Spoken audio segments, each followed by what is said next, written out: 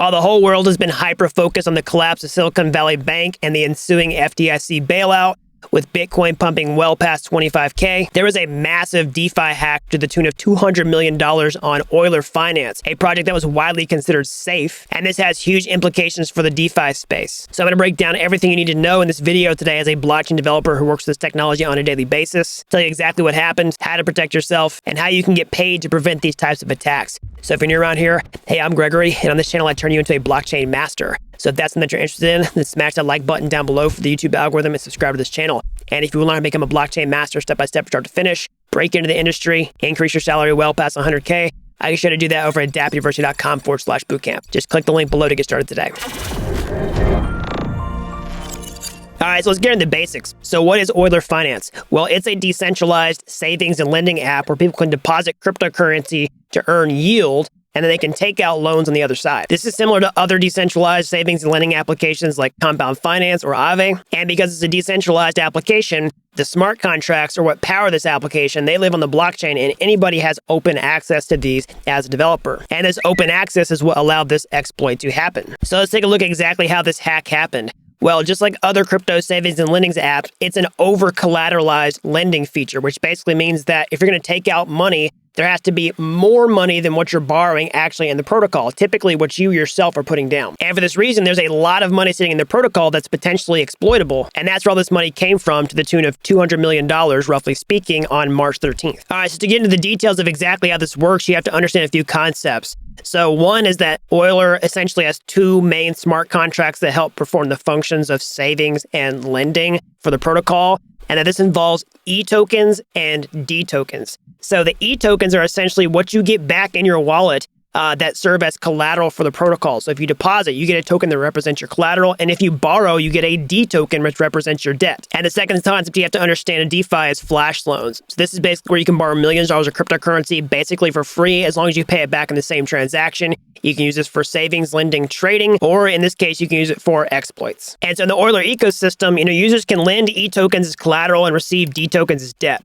So liquidations are going to occur when there's more D tokens than E tokens. So in this particular exploit, the attacker took advantage of this little used donate to reserves function that is called between the two main contracts. And the vulnerability here is that the attacker is allowed to send E tokens directly to Euler reserves without checking the health of their position. So the attacker used two contracts, one to incur bad debt via this donate to reserves function, and the second one to act as a liquidator. So by using these flash loan funds and Euler's leverage system, they created an underwater position in one contract, allowing the liquidator contract to obtain the inflated E token collateral at a discount and withdraw the underlying assets. In this case, for about $200 million. And the big reason is that this donate to reserves function did not check the donator's debt health, allowing them to create this unbacked D token debt that would never be liquidated. All right, so in the wake of the aftermath of this exploit, there's some good news and some bad news. So let's start off with the bad news. So basically, we can rule out any possibility this is a white hat attacker because essentially they're taking the money and they're sending it through Tornado Cash, trying to obscure these funds so they can, get away with it. And the bad news is because Euler was such a high-profile project, there's other DeFi applications that communicate with it and depend upon it. So this contagion is actually spreading to other applications and also cryptocurrencies like Angle Protocol, Balancer, Temple DAO, Idle DAO, Swissberg, Yearn, and others. Now that's the bad news, but let's move on to the good news. So Euler is committed to taking swift action on this, and that's actually what they did. They've mitigated some of their losses, and there is a recovery plan moving forward with the help of other people like Chainalysis who can hopefully track these funds down and help recover them before they can, completely exit the crypto ecosystem or be obscured where they can never be recovered. So there's still a lot of work to do in order to accomplish something like that, but there is some hope that these funds could be at least partially recovered. Now, one of the reasons this attack has gained so much attention is because the Euler Finance code was heavily audited. Okay, so if you're not familiar with smart contract auditing, basically that's the last step in the process before you put an application out there in the wild. You get independent auditing firms to look at your code and make sure it doesn't have any vulnerabilities before you put it out there. But despite this step being taken by several different auditing firms, this exploit still took place. And there's lots of rumors whether new implementations were put out there after the original code was audited that didn't receive an audit. But from what I'm seeing, every single piece of code that was pushed out there in the Euler ecosystem actually did receive formal audits by up to 6 firms with every new change. And so if that's the case, then what are some key takeaways that you can learn from this entire incident? Again, if you're affected by Euler Finance, I'm not saying anything in this video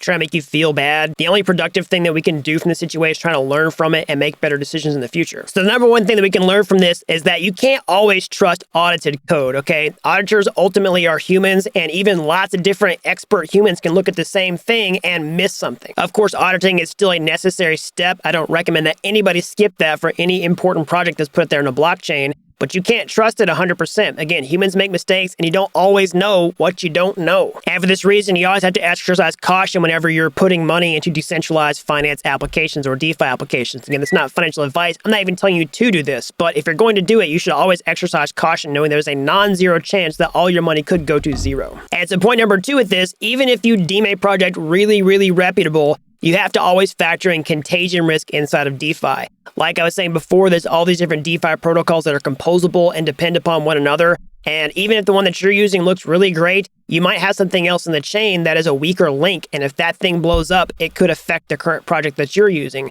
And we just saw this with Euler. Even when it messed up, we saw this contagion spread to all these other protocols like Balancer, Yearn, and so much more. And so point number 3 is that you have a massive edge as a developer in spotting these risks before they happen.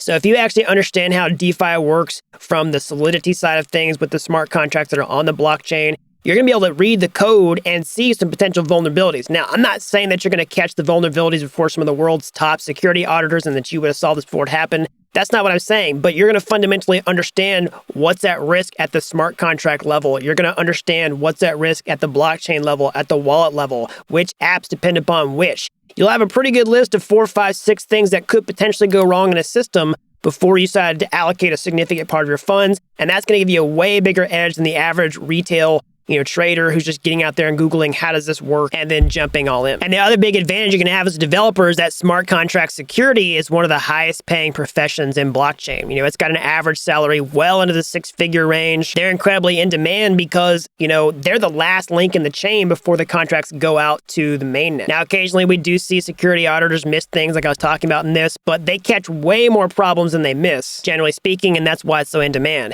And so if you want to become a security auditor, then you definitely need an in-depth understanding of how blockchains work, how smart contracts work, and the primary programming language for doing that. So you can check out any of the free courses on my YouTube homepage. They're like Udemy courses, but they're totally free. They're going to teach you the fundamentals of Solidity and how blockchain works. And once you do those, you can check out any of the other videos where I talk about specific smart contract vulnerabilities one by one and how to take advantage of them. And then you can study other smart contract exploits just like the one I'm talking about in this video.